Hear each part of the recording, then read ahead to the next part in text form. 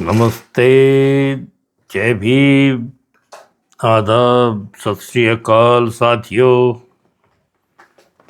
जय भीम, जोहार। अगर कोई अभिवादन मुझसे ना हो पाए किसी लैंग्वेज का, क्षमा प्रार्थी हूँ, क्योंकि ये सारी भाषाएं तो इंसान के धीरे धीरे समझ में आने लगती हैं। मैं आज एक बेहतरीन, मेरे हिसाब से बेहतरीन है, अब ये आप लोगों पर छोड़ता हूँ कि आप इसका कैसे मोल करते हो। मेरे विचार हैं, मैंने लिखे हैं, पसंद आए तो स्वीकार करें, अन्यथा इस कान से सुनकर इस कान से निकाल दें तो कोई टेंशन नहीं होगा। कैसे है कि इंसान को हर पहलू पर तराशना बहुत ज़रूरी होता है कि मेरी ये कच्ची रॉ मटेरियल विचारों का मैं आपके समक्ष प्रस्तुत कर रहा हूँ। चलो देखते हैं इसका क्या असर होता है। धूप छाँव जिंदगी के,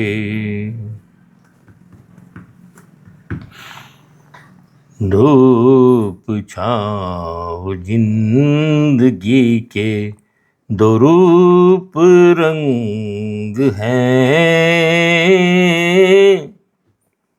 दोनों ही हर प्राणी के साथ संग हैं। धूप छाँव जिंदगी के,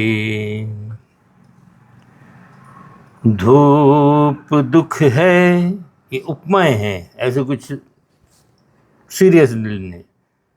धूप दुख है, छाँव है सुख, जीवन में दोनों की आपस में।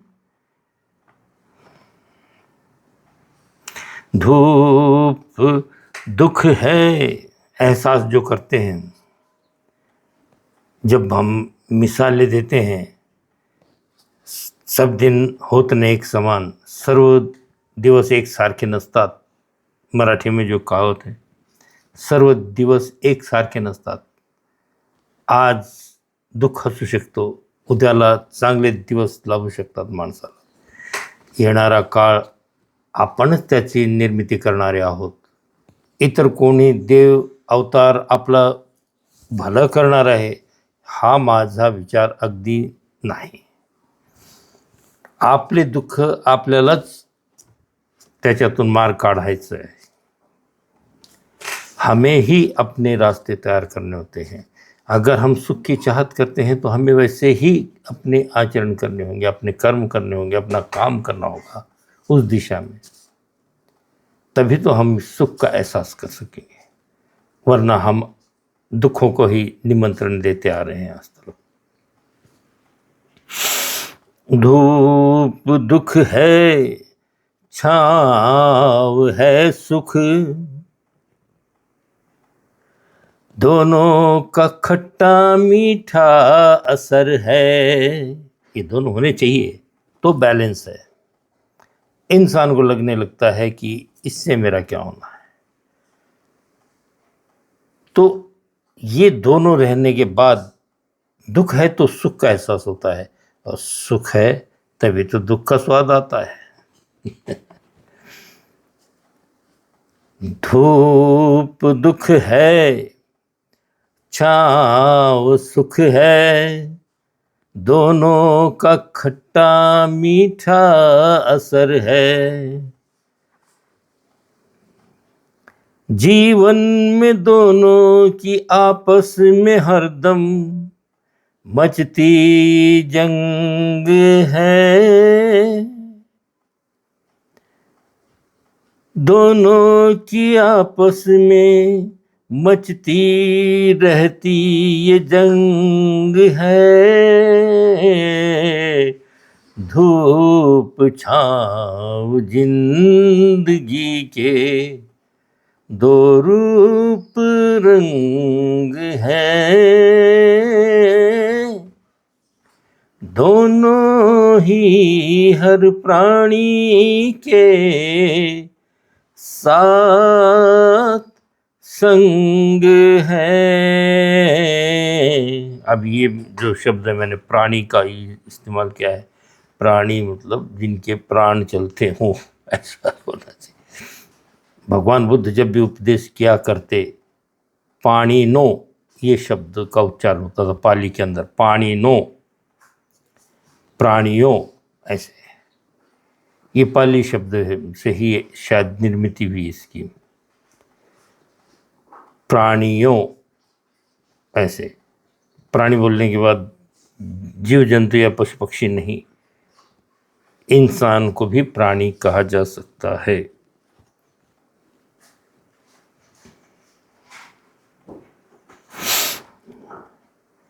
धूप तपाए कर्मयोगी बनाए, दुख है तो दुख से इंसान प्रवृत्त होता है, एक इन्फ्लुएंसर होती है। एक ये जो दुख होते हैं इन्फ्लुएंसर होते हैं, इंसान को एक दिशा बनाने पे संकल्पबद्ध करते हैं। कोई मजे लेने के लिए दुखी नहीं होता। ये जो अपने अनुभव होते हैं हमें एक सांचे में ढालने लगते हैं और हमें एक ऊर्जा देकर अच्छाई के मार्ग पर बढ़ने के लिए आपको प्रोत्साहन देते हैं। तो इसलिए ज़्यादा अपने दिमाग पर स्ट्रेस नहीं होना चाहिए कि मैं बहुत दुखी हूँ यार, अब मैं क्या करूँगा। उसमें से रास्ता निकालना बहुत ज़रूरी होता है आपके लिए। मजबूती से इंसान को खड़ा होना चाहिए। दुख कब तक रहने वाला है? पुरानी फिल्मों में गीत थे,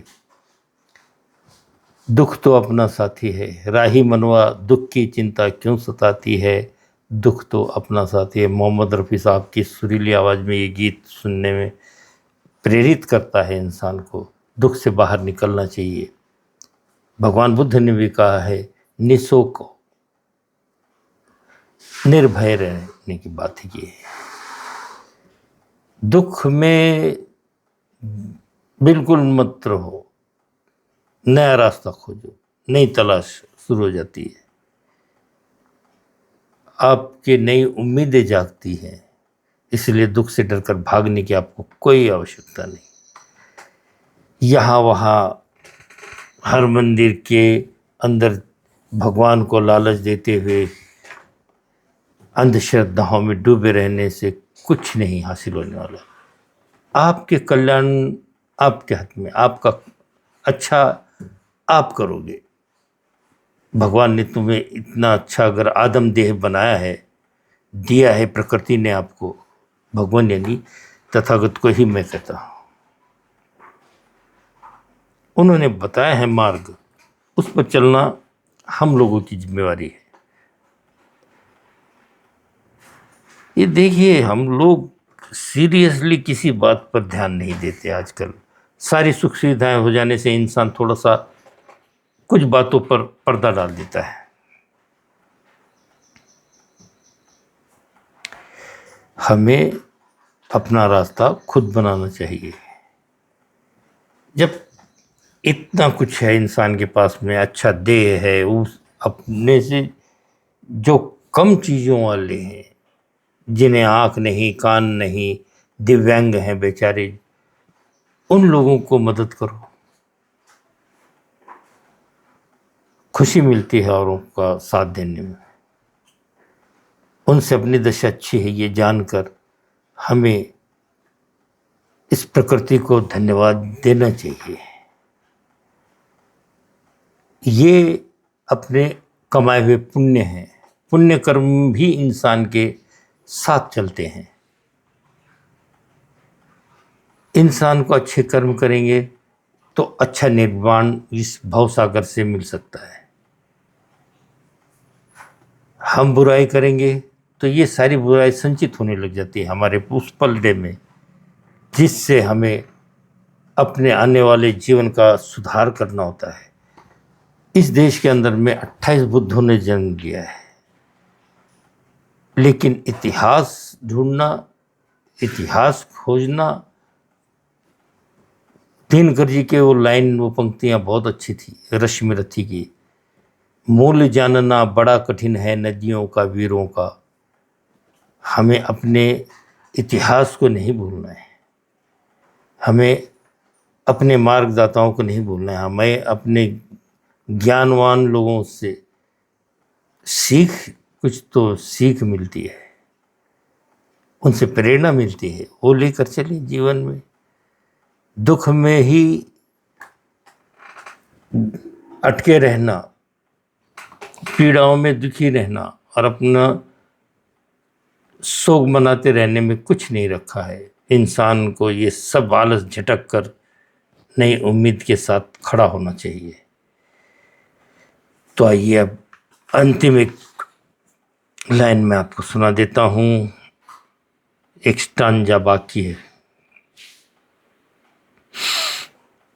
धूप तपाए, मतलब इंसान को जो कुंदन बनना होता है दुखों का, धूप बोले तो एक उपमा दी है दुखों की। जिस चीज से पीड़ा होती है वो तपिश होती है, इसलिए मैं दुख के बजाय धूप का शब्द इस्तेमाल कर रहा हूं। धूप तपाए कर्मयोगी बनाए, छाँव सुख में मुक्त भोगी बनाए। आलसी हो जाता है इंसान, ज़्यादा पैसा आने से, ज़्यादा सुख सुविधा अचानक प्राप्त होने से इंसान का दिमाग सही रहा तो ठीक है, अन्यथा अपना खुद नुकसान का वो ही दोषी होता है, दूसरा कोई दोषी नहीं होता। दोनों की राहें कितनी अलग हैं, दोनों में उठती जीवन तरंग है। दोनों ही हर प्राणी के साथ संग है। धूप छाँव जिंदगी के दो रूप रंग हैं,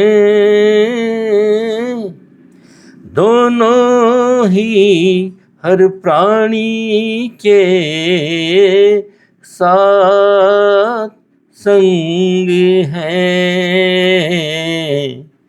जीवन है, जीवन में सुख दुख आया करते हैं। दुख से घबरा कर या सुख में ज़्यादा सुखी होकर इंसान दुखी न हो।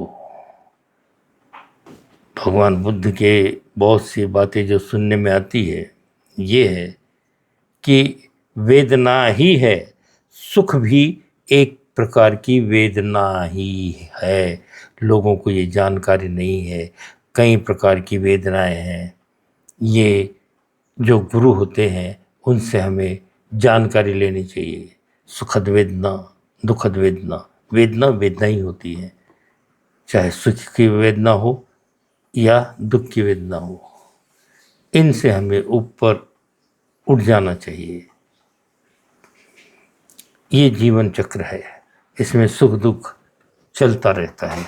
जीवन है, जीवन में कहीं न कहीं फिर एक छोर ऐसा आ जाता है, अंतिम छोर। तो इसलिए सबका अच्छा हो, सबका मंगल चेतें, सबका अच्छा कहें, किसी से नफरत न करें, बैर न करें, यही